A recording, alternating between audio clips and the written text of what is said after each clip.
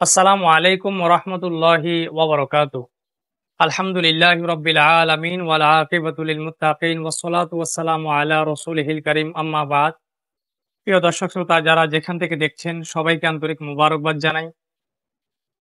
বর্তমান সোশ্যাল মিডিয়াতে আহলে হাদিস তথা সালাফিজমের শায়েখ আহমদুল্লাহর একটি বক্তব্যকে ঘিরে তুমুল সমালোচনার ঝড় বইছে ফেসবুক, ইউটিউব সহ বিভিন্ন গণমাধ্যমের মধ্যে।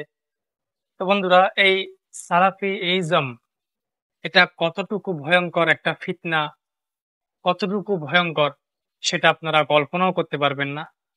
আমরা একটি ভিডিও উপস্থাপন করব আপনাদের কাছে। আপনারা লক্ষ্য করবেন যে এই ভিডিওর মধ্যে সালাফি শায়েখ তিনি আব্দুল ওয়াহাব নজদি এবং ইবনে তাইমিয়া এই দুইজন ব্যক্তির ভুল হতে পারে না, কিন্তু রসূল করিম সাল্লাল্লাহু আলাইহি ওয়াসাল্লাম ভুল করেছেন। রসূল করিম সাল্লাল্লাহু আলাইহি ওয়াসাল্লামের ভুল হয়েছে। উপস্থাপক যখন ওনাকে কাউন্টার করলেন, তিনি তারপরও বলতে লাগলেন যে ইবনে তাইমিয়া এবং আব্দুল ওয়াহাব নাজদি তারা ভুল করেননি, তারা কোরআন এবং হাদিস থেকে কথা বলেছেন, সেই জন্য তারা ভুল করেননি, কিন্তু রসূল করিম সাল্লাল্লাহু আলাইহি ওয়াসাল্লাম ভুল করেছেন। আউযু বিল্লাহি মিন যালিক। প্রিয় দর্শক শ্রোতা, কতটা ভয়ঙ্কর ফিতনা হতে পারে এই সালাফি মতবাদ, চলুন আমরা সেই খণ্ড ভিডিওখানা আমরা দেখে আসি। فأنا عندما أقول أن النبي صلى الله عليه وآله وسلم معصوم، نعم النبي صلى الله عليه وسلم معصوم عصمة مطلقة فيما يبلغه عن الله عز وجل.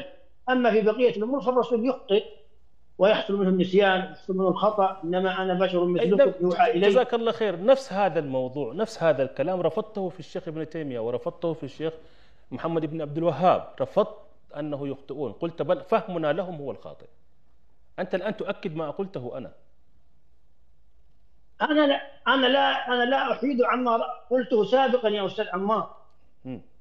أنا إذا قلت كلاما أقف عنده ولا أتعداه وأعترف به وأقر. وأنا أشهد لك، وأنا أشهد لك بذلك. نعم، زين، أحسنت. حلو. إذن ابن تيمية لا يخطئ والنبي الأكرم يخطئ. يا أستاذ عمرو، يا أستاذ، أنتم فهمتوني بطريق خطأ. يلا أنا لما صحح لنا الفهم، صحح لنا الفهم، صحح لنا الفهم. أنا أقول لك عصمة رسول الله صلى الله عليه وآله وسلم عصمة مطلقة فيما يبلغه عن ربه. أما في بقية الحياة الأخرى فهو يخطئ صلى الله عليه وسلم وهو بشر. طيب، والقرآن أثبت له البشرية. طيب. قل إنما أنا بشر مثلكم. هذه فهمناها فضيلة الشيخ. وابن طيب. تيمية، وابن تيمية ابن تيمية لما يأتي ويتكلم في كتبه أو يتكلم ابن عبد الله في كتبه، إنما هم يتكلمون عن رسول الله فيما يبلغه رسول الله عن ربه، يعني ما يخطئ. فأين الخطأ في ابن تيمية وابن عبد الوهاب عندما يأتون بحديث رسول الله؟ جميل. ويتكلمون جميل. أو يذكرون عن القرآنية، فأين الخطأ؟ طيب، ما يخطئ. طيب، في فتاوى، خليك من المنقولات، في فتاوى يخطئ أو لا؟ حتى في فتاوى لما تلاحظ فتاوى قال رسول الله، قال الله، يعني كلها معضدة بالأدلة، فكيف تريد مني أن أخطئ رجل وأنا قرأت كتبه ولم ألاحظ إلا أنه يستدل بالوحيين الكتاب والسنة، وأيضا هو بلغ مرتبة الاجتهاد فهو مجتهد، وأيضا لو كان أراد أن يكون له مذهب لكان له مذهبا، لكنه أصبح مذهبه حنبليا وكان ينقد حتى هذا المذهب وما يأتي فيه من اختلافات. فضيلة الشيخ، يعني إذا احترمنا عقول الناس واحترمنا أنفسنا أيضا، معلش خلي أختلف معك شويتين. أنت تتكلم عن فتوى، يعني فتوى يعني اجتهاد، يعني استنباط، فهمه من الرواية، فهمه من الحديث، وتقول لي ما يخطئ. يا أستاذ عمار، أين الخطأ في ابن تيمية؟ حياك الله.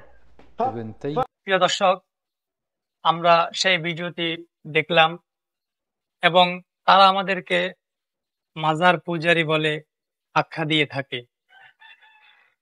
তো এরা এমন ভয়ঙ্কর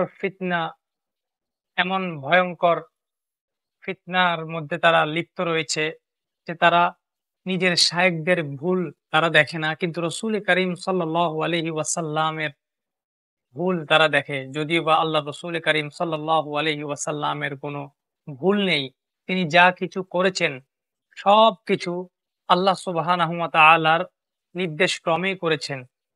প্রিয় বন্ধুরা, যারা আমাদেরকে মাজার পূজারী আখ্যা দেয়, তারা আর কেউ নয়, তারা হচ্ছে ব্যক্তি পূজারী, শায়েখ পূজারী। এই সমস্ত বদভক্ত যারা, তারা রসুল কারীমের ভুল ধরা নিয়ে ব্যস্ত থাকে, নিজের শায়েখদের ভুল ধরতে পারে না। প্রিয় বন্ধুরা, সবাই ভিডিওটি দেখে সবাই কমেন্ট করবেন যে এই সালাফি মতবাদ কতটা ভয়ঙ্কর। আপনারা শেয়ার করে সবাইকে দেখার সুযোগ করে দিবেন।